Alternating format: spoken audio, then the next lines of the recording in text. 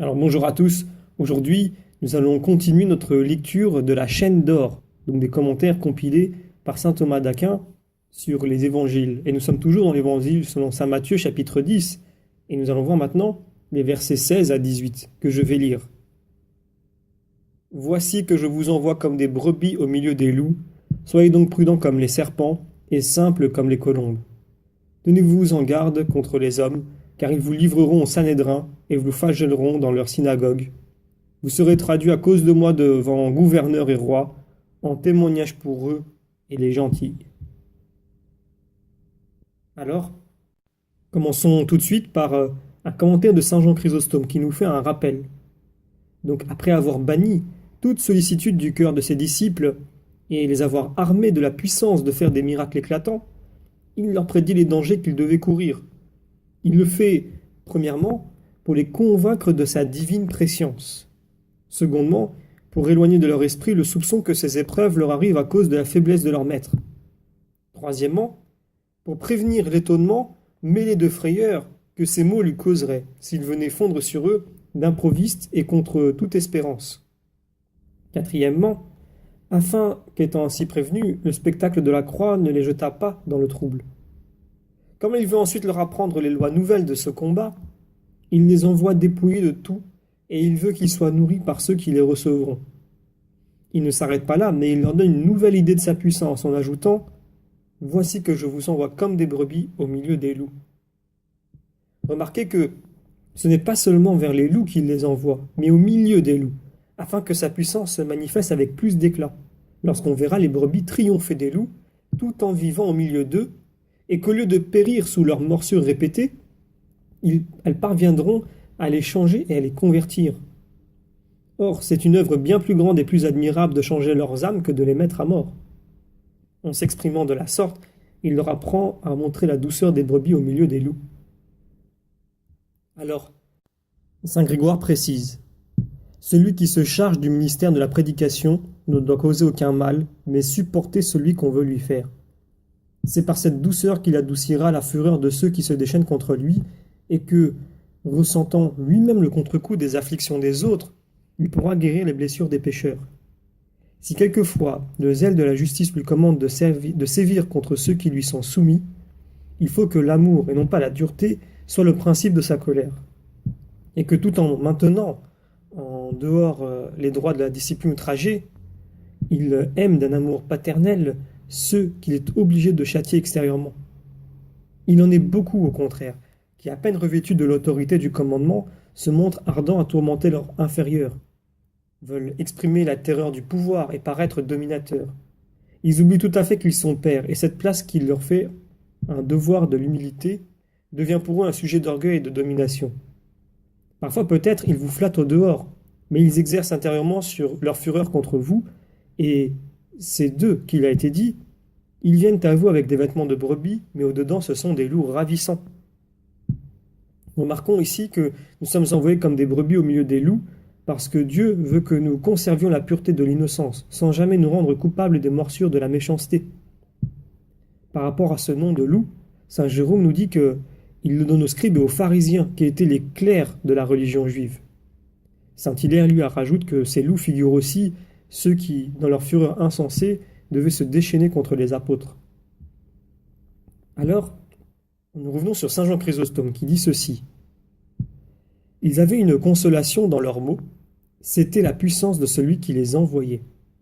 Aussi le Sauveur cherche-t-il à les convaincre avant tout de cette puissance, lorsqu'il leur dit « Voici que je vous envoie », c'est-à-dire « Ne soyez pas effrayés d'être envoyés au milieu des loups, car j'ai assez de puissance pour vous préserver entièrement du mal qu'ils pourraient vous faire, non seulement en vous arrachant à leurs dents meurtrières, mais en vous rendant terribles aux lions eux-mêmes. Cependant, il faut que vous passiez par ces épreuves pour faire briller dans tout son éclat votre gloire et ma puissance.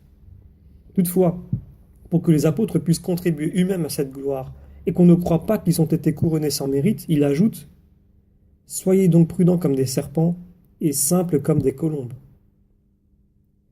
Au sujet de la prudence, saint Hilaire nous dit qu'elle leur fera éviter les embûches, la simplicité aussi leur garantira du mal. Notre Seigneur leur donne pour exemple la finesse du serpent, parce qu'il cache sa tête dans les replis de son corps afin de mettre à couvert le siège de sa vie. Ainsi, devons-nous sauver au péril de tout notre corps notre tête, qui est Jésus-Christ, c'est-à-dire nous appliquer à conserver notre foi dans toute sa pureté, dans toute son intégrité. Concernant le serpent, le théologien Raban nous précise qu'il a coutume aussi de se frayer un passage dans des ouvertures étroites pour y laisser en passant son ancienne peau. C'est ainsi que le prédicateur, en traversant la voie étroite, doit se dépouiller entièrement du vieil homme. Saint Rémi nous dit que le Sauveur nous donne ici une belle leçon, et aux prédicateurs, en leur recommandant d'avoir la prudence du serpent, car c'est par le serpent que le premier homme fut trompé. Et il semble leur dire, le serpent a été prudent et rusé pour tromper, soyez prudents vous-même pour sauver. Il a fait l'éloge de l'arbre de la science, exaltez vous-même la puissance de la croix. Saint Hilaire, lui, nous fait un rappel concernant le démon. Il nous dit qu'il s'est d'abord attaqué à l'âme du sexe le plus faible, et l'a séduite par l'espérance en lui promettant la participation à l'immortalité. Ainsi devons-nous choisir nous-mêmes l'occasion favorable, eu égard à la nature et aux dispositions d'un chacun, pour parler avec prudence, révéler l'espérance des biens éternels et prédire en toute vérité, en nous fondant sur la promesse de Dieu lui-même, ce que le démon n'a promis que par un mensonge, c'est-à-dire que ceux qui croient deviendront semblables aux anges. Alors, comme nous le dit saint Jean Chrysostome, de même que nous devons avoir la prudence du serpent pour éviter d'être blessés dans ce que nous avons de plus cher, ainsi devons-nous avoir la simplicité de la colombe pour ne pas opposer la vengeance à l'injustice qui nous est faite et ne pas dresser aux autres de pernicieuses embûches. Le Sauveur, nous dit saint Rémi, réunit ces deux vertus, car la simplicité sans la prudence peut être facilement trompée, et la prudence a ses dangers lorsqu'elle n'est pas tempérée par la simplicité. Saint Jérôme, lui, nous dit que la simplicité des colombes nous est révélée dans la forme sous laquelle l'Esprit Saint a voulu apparaître, et c'est en faisant allusion à cette vertu que l'apôtre a dit « Soyez petits en malice ». Comme le dit saint Jean Chrysostome, quoi de plus dur en apparence que de semblables commandements? Non seulement il faut souffrir le mal, il n'est pas même permis de s'en troubler, ce qui est le propre de la colombe, car la colère n'apaise pas la colère, mais la douceur seule peut l'éteindre. Au sujet de ces loups dont le Seigneur vient de parler, Raban nous dit que ce sont les hommes, comme le prouvent les paroles suivantes. Gardez-vous des hommes. Nous lisons dans la glose qu'il est donc nécessaire que vous soyez comme des serpents, c'est-à-dire pleins de finesse, car tout d'abord, suivant leurs coutumes, ils vous traduiront devant leurs tribunaux et vous défendront de prêcher en mon nom. Et si vous n'obéissez, ils vous feront fouetter de verges et vous conduiront enfin devant les gouverneurs et devant les rois. Saint Hilaire termine en disant « Ce sont eux qui s'efforcent d'arracher un aveu à votre silence ou votre consentement à leur projet. » Alors, saint Jean Chrysostome relève un détail. Il indique qu'il est vraiment surprenant qu'en parlant de la sorte, le Sauveur n'ait pas voulu s'éloigner aussitôt de lui ces hommes qui n'avaient jamais quitté les bords des lacs dans lesquels ils jetaient leurs filets. C'est là une preuve non seulement de leur vertu, mais de la sagesse du docteur qui les enseignait. Car à chacun des mots qu'il leur prédisait, il prenait soin de joindre un adoucissement. C'est pour cela qu'il ajoute « à cause de moi ». C'est en effet une bien grande consolation de souffrir pour Jésus-Christ. Les apôtres n'étaient pas persécutés comme des méchants et des scélérats. Notre Seigneur en donne la raison. Pour leur servir de témoignage. C'est-à-dire, nous dit saint Grégoire, à ceux qui leur ont donné la mort en les persécutant ou qui n'ont pas changé eux-mêmes de vie.